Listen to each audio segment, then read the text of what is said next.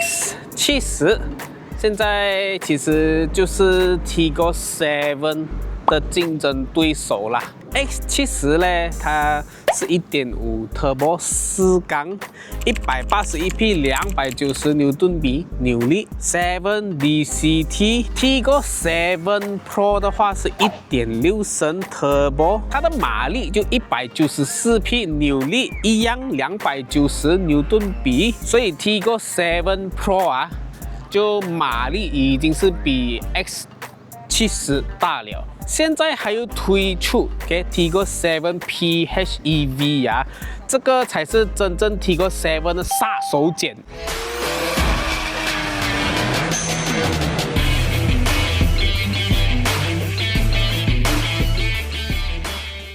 大家好，欢迎来到今天的 KCS， 我是 Hiwei。在开始 review 这一台车之前呢，我们先来 test 一下，看它的0到100，还有400米到底是多少块？我觉得应该会5秒。真的这么慢呢 ？PHEV 嘛，400米应该会有15秒。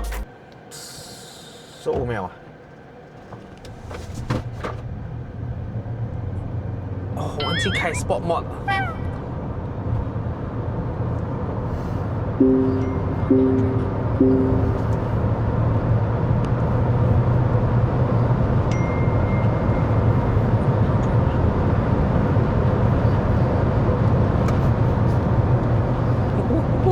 landing。哎，没有 test 到啊！哦，有啦有啦，7.8秒，7.8秒，15.52。OK，Sport Mode on。我的 A186 8.5秒到9秒，我的牛魔王就4.6秒。OK，Let's go。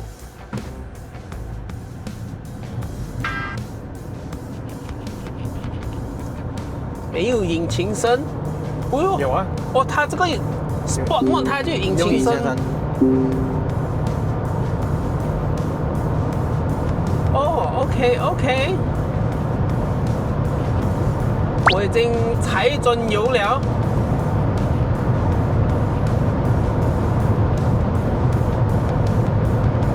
呜呼 ，Damn！ 哇，飞机！喂喂。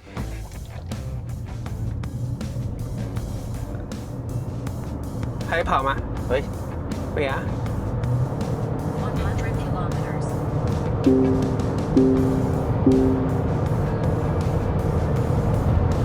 400 meters. OK，400米了。8.8啊！反正 Eco Mode 还更快喎。8.87，416.36。喂！喂喂！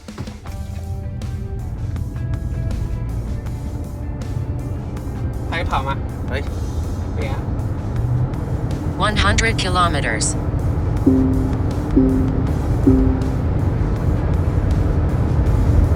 400 meters.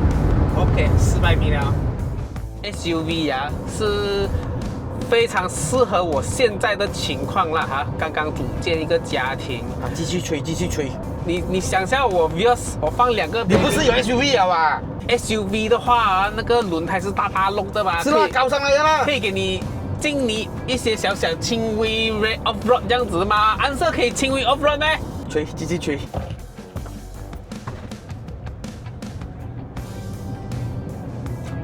现在一脚踩完油下去哦，它不像车这样子马上给你冲啦。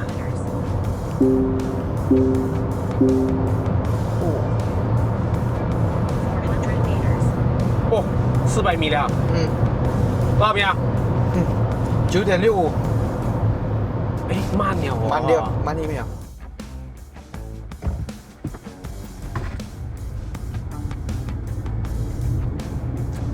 现在一脚踩完油下去哦，它不像车这样子马上给你冲啦。100 kilometers.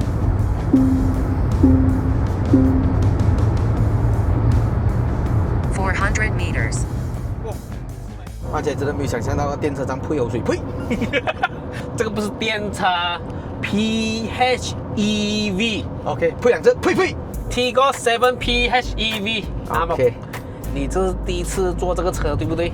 对。第一次坐这辆车，你感觉怎样？呸呸，算起来 SUV 是蛮舒服啊。 OK， 只是一样东西罢了。它那个声控啊，因为你知道我们这种没有文化的人，没有会讲英文哦。你说 testing 给你们看。Hello Cherry。 Please say it. 哦，不是， Sorry. 你还没有讲完，他就说你了。Close the loop 啊 ，next time。不懂是在哪一辆车上面，我有听说它那个车机这个 AI 系统它是有中文的。呸呸 Cherry OK 7 Pro 的价钱呢，1.6T 123,800，但是我们今天现在所加的是 PHEV， 是129,800块。讲真的啦，这辆 Tiggo 7 PHEV。我觉得它的那个 quality 就是我所看到能摸到的，都会比它的就是竞争对手 X50来的好漂亮好啊。门板，门板就是 leather， OK， 它是有车缝线的，这个会比较 OK 嘛？算起来120,000的车 OK 啦，它 leather 的也是真的很漂亮，它的皮，然后跟它车线也是很漂亮。有些车的 plastic 是真的很它做到真的很像皮，但是瞧起是硬的。还是你跟你所有其他车比啦？我的车都是那种老车 JDM。你们有 SUV 咩？明年我就去买一辆 SUV， 后面就去买。五路算 SUV 吗？算。 OK， 我努力存钱去买，我把全部 JDM 卖掉，然后买。慢慢等啊，乌鲁买得起我切。 OK。 Tiggo 7的 PHEV 哦，它就像一个新的网红这样子，它很 hot。这个水箱护罩，我觉得它跟 Tiggo 8都很像啦，可以讲他们的家族设计就是这样子吧。轮胎2256/18。等它的 brake 哦，我觉得以现在 Tiggo 7 PHEV 我驾了几天，我发现到车很有力 ，brake 真的是有一点点不够啦。brake 这一方面呢，需要加强。Fender 这一边它是有防刮材质，这边它的360的镜头，其中一个前面呢就藏在这个水箱护罩这边。小小的 camera 藏在这个地方啊，美观啦，它不会有一个大搞的 camera 在这边。上面有置顶车架，这个我不大清楚它能够承受多少公斤，但是这边是 plastic， 这边它就不是 plastic 啦，应该是 aluminium。后面是标配 disc brake， 开门才能够开这个。OK， 右边这边是插电，它可以给你装 fast charge。车尾箱这边它有 spoiler， 小小的水哨。如果是 plug-in hybrid 呢，这边就有写 plug-in hybrid。为什么它会自动打开车尾门呢？是因为它有一个功能没有关掉啦，就是当有锁匙在我身边的时候，你站久久在车尾的尾箱还会自动打开，走在这边 ，double signal 亮起，它就开了。OK， 车尾箱我觉得它有这个钩很好，这边也有钩，还有一个小小的灯，晚上可以看，让你看到车尾箱。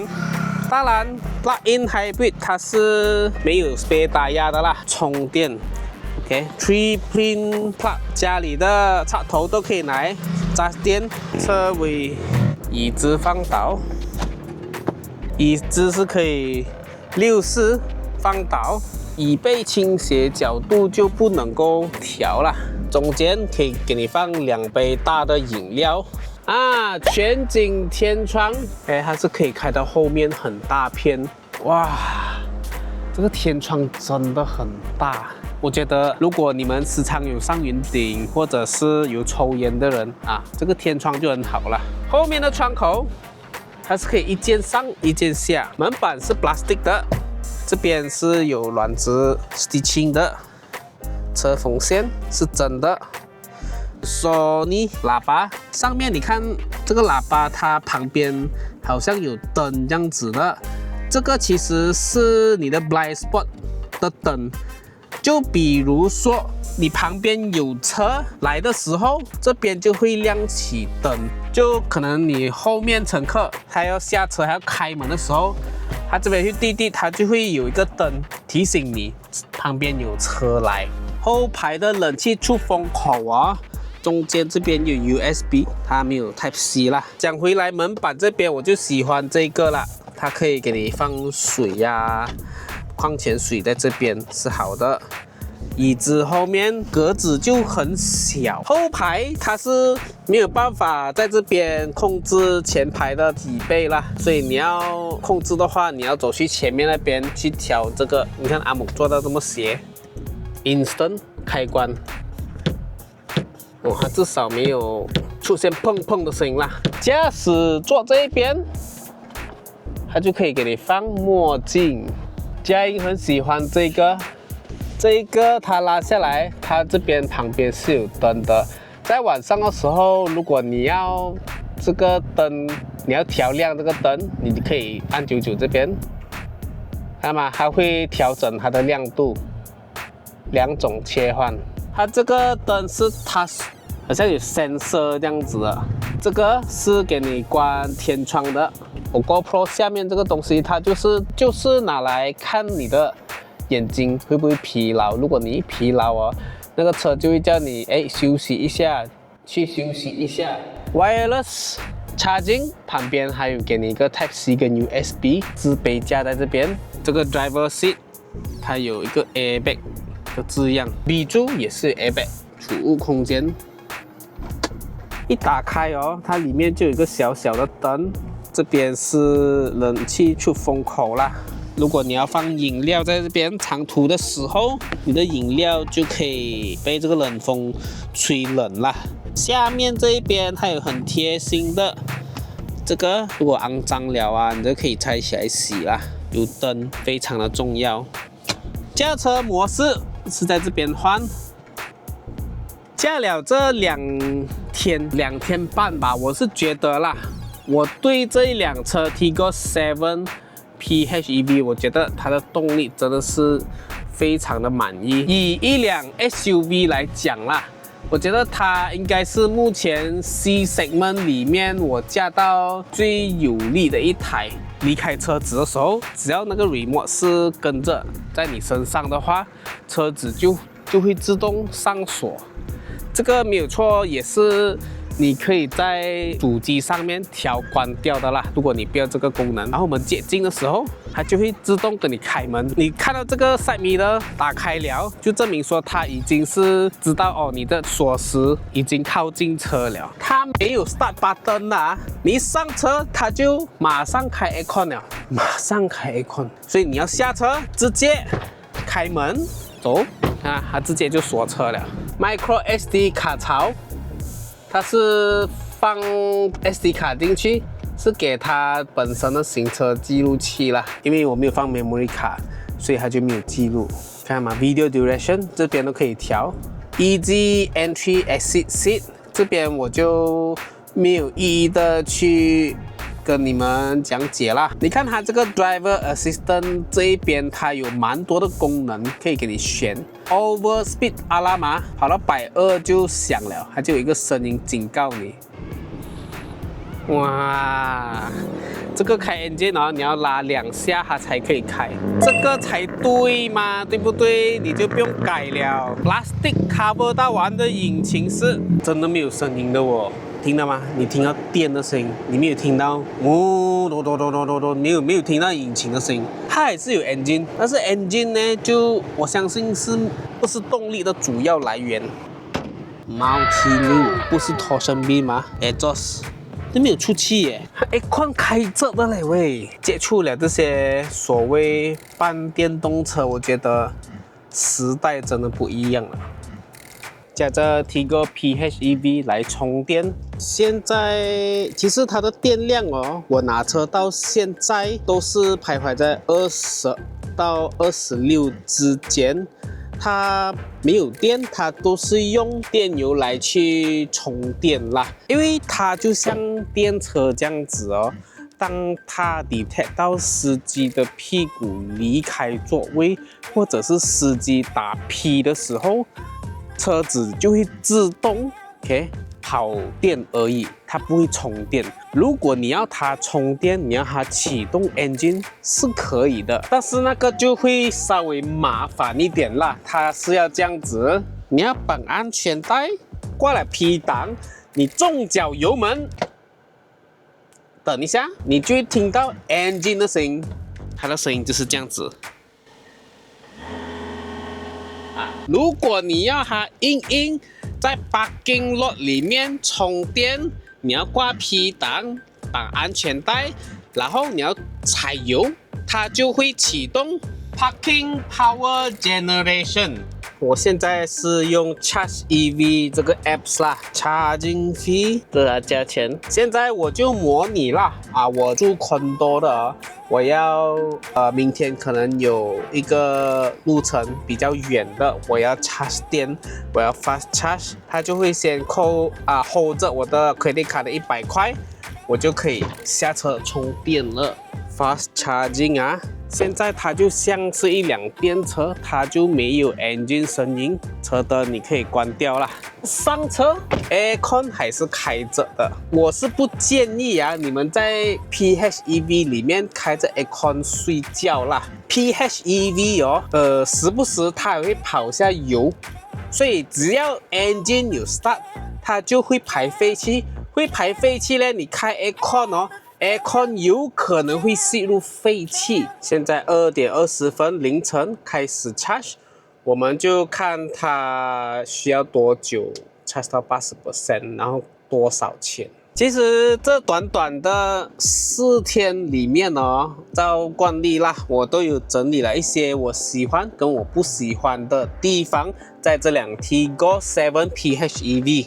这个我要先强调不是每一辆车都是 perfect 的，就算在 perfect 的车，它也是有一些地方是我意外性不喜欢的那我就有整理5点我不喜欢跟5点我喜欢这辆车的地方啦。你们看到最后，我就会有给这一辆车动力、舒适、隔音、价格、空间，还有操控的评分，所以留守到最后。OK， 我不喜欢它的地方就是它中间的 center console， 它的下面 ，OK， 就是这个中间排挡杆的下面，它有一个镂空的空间这个空间对于我来讲不是很实用。当我的椅子 OK 调到很前的时候这个空间我手是无法伸下去的。如果你要放一个你很常用到的东西在这一个镂空的地方，我是觉得椅子调到很前的时候你很难拿，这个我不喜欢。第二点就是它中控台的 aircon， 这是冷气控制按钮。这个冷气控制按钮它是 touch screen 的 ，touch screen 就很难控制有时候没有那个手感去控制那个冷气的大小，因为它就是 touch screen 嘛，有 button 呢就比较方便给你控制，变成说你按1次按2次那个风变大2次所以没有 button touch screen 的话，有时候驾车我会分心为了要调 aircon 的大小我知道有 Hello Cherry 啦。但是有时候我们不要用 Hello Cherry 的话呢，我们要用手去控制要稍微分心去注意看一下，我到底是按到哪一个？可能久了以后驾了1年或者半年你会习惯了，但是对我这个驾了4天的这个车主来讲，我是觉得这个东西我觉得有待改进啦。如果换成传统 button 呢，我觉得更容易控制 aircon， 不会分心。第3点我不喜欢的就是我不知道为什么啦，有时候这个中间的排挡杆我打去 D 或者打去 R 有时候进不到不懂是不是我个人的问题，还是这个车子它有一点点的问题啦。第4点我不喜欢的就是当你每次要开车，比如说你要移车，你要加前一点加后一点，你必须要绑带，你一定要绑带，车子才可以走。如果你没有绑带的话你打 D， 就算打到 D， 你打到 R 都好哦。你踩油哦，它 handbrake 是不会放的，你懂吗？可能我放我老婆先下车，我赶一点东西，然后我要退车，我要退那一小段路而已哦，我要绑带，超级不方便。我知道有些人可能会上 Shopee 买那个便宜那个套在安全带的卡槽这边的那一个东西，我是不会用的。的确是可以不用绑带移车啦，但是就有一点不方便啦。第5点就是我发现到这个喇叭的 cover 它有一点点硌手啦，我觉得有待改善。OK， 这个东西可能要注意一下，这个喇叭会硌手，可能小孩子不小心太大力，手伸进去，手指可能会受伤啦。那我就讲5点我喜欢这辆车的地方。第1点，动力。动力非常的足够，综合油电。我驾这辆车的时候哦，我很有印象，我载着我的岳母、我的2个儿子，还有我的老婆，后面一辆 Civic FE 它丢我车尾丢得很靠近，在那个 LDP， 我一脚油门请它直接跟不到我车尾。当下你知道吗？我的心情是很愉快的。Honda 车特别喜欢丢我，尤其是我的阿夏，当下是非常开心的。最重点是，我觉得你知道吗？这么大辆的车，这么有力，1500cc 的 Rotax 90块啊，就等于买 V， 你知道吗？不值得咩？第2点 ，OK， 这个是无可否认的啦。我的老婆就算是阿猛，他们都很认同的一点就是这一台车是很舒服的，过磅踩油减速带没有在怕的，就冲过去。这个车它的表现真的很不错，但是我不建议大家这样子玩啦，你知道吗 ？Wear and tear， 你这样子用嘞 ，wear and tear 就会比较快咯。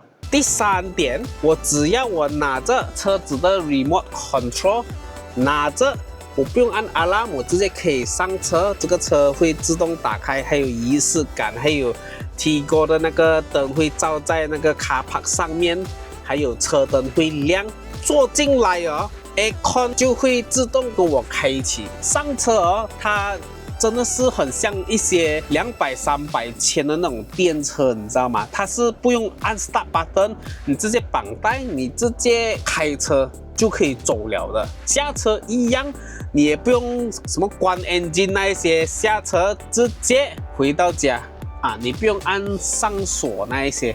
所以我用了4天哦，我觉得真的是很方便。第4点呢？这个是我的老婆会比较喜欢的啦。PHEV 就是跑电为主嘛，车子非常的安静，变成说我老婆她就不喜欢那种嗡嗡的噪音她就是非常满意啦。我老婆喜欢，我当然要喜欢一下咯，是不是？基本上就是你没有用 Sport Mode你是在路上你踩油踩到转都好你是听不到它的引擎声的，感觉好像驾电车，就像上次我驾 J-Cool J7 PHEV 这样子。第5点，其实 PHEV 很多应该你们没有注意到是没有给你 fast charging 的。fast charging 这个东西是通常在电车才有，这种 PHEV 车通常都是给你那种比较慢的啦它就是1粒头，它没有下面2粒洞的。所以 PHEV 有 fast charging， 变成说我在外面充电，我找一个 fast charge， 直接充电下去，它就可以比较快跟我 charge 电。资料显示它用的是 18.3 kWh 磷酸铁锂 LFP 电池。其实电池会重要吗？我真的不知道。刚才我们20分给15分钟了，它已经从25% charge 到71% 了，charge 到80我们就回了啦，看它用多少久。我觉得差不多应该20分钟就会充到80了，通常是充到80就够了的啦。所以有 fast charge 就是能够这样方便我们出来啊，我们就不需要那边等很久啊，你知道吗？这个还可以打油啊，不用插电这样辛苦的。这个我纯粹是要拍 content 给你们看，它有这个快充啊，我们能够选择快充，就这么拉哇。22分钟 charge 了12.299 kWh， 这边就没有写 cost，OK，charging complete。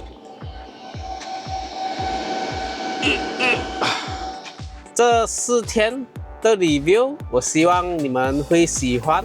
然后，如果有什么东西想要讨论，欢迎在底下留言。毕竟 PHEV 这种车，它会不会是油车跟电车最好的选择？你可以不用充电，你也可以不用打油。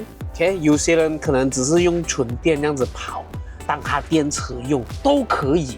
如果我有错，给我知道。我是 Hiwei， 记得点赞还有订阅啊！订阅啊！没有订阅真的是你们的损失啊！哼。